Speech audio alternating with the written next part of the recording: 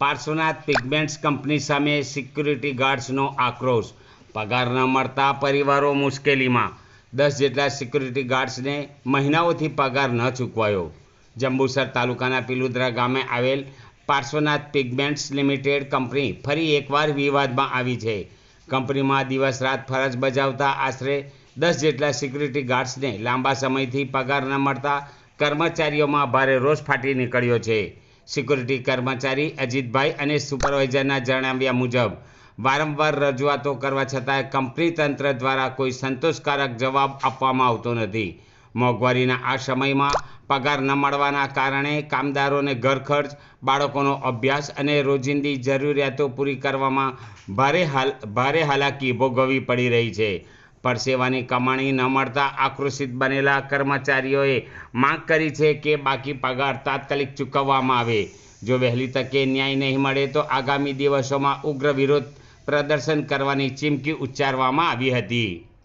2 મહિનાથી પાર્શ્વનાથ કંપનીના માલિકે પગાર આપ્યો નહીં અમને, અને એટલે કોન્ટ્રાક્ટર અમારો 2 મહિનાથી પગાર કરતા નહીં.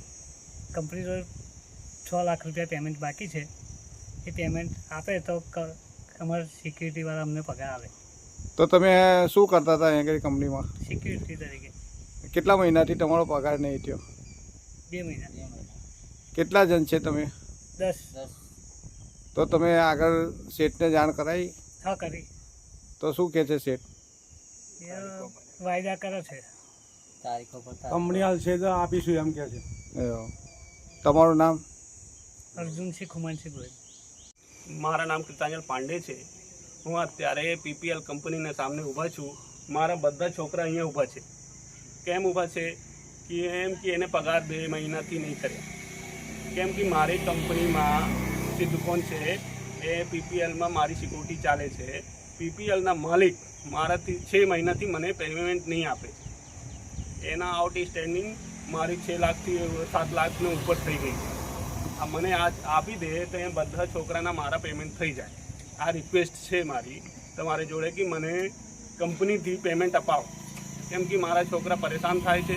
કંપની પેમેન્ટ આપતી નથી. મને છોકરાને પેમેન્ટ કરવું છે. એટલા માટે રિક્વેસ્ટ છે કે કંપની જોડે, કંપની માલિક જોડે, પીપીએલ કંપની માલિક જોડે મને પેમેન્ટ અપાવો. હું છોકરાના પેમેન્ટ કરી કાઢું. યોગેશ પટેલ છે ભાઈ. બરાબર છે. પાર્શ્વનાથ કંપનીમાં એનું જે એચઆરનું જે બધું કામ છે એ બધું અમદાવાદથી થાય છે.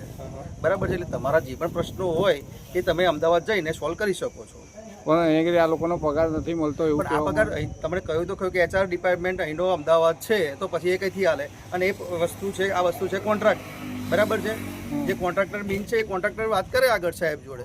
પણ અહીંયા તો કોઈને કામ સોંપેલું હશે ને? અહીંયા તો કોઈ કર્મચારી કે અધિકારી હશે ને? ત્યાંથી નક્કી થાય.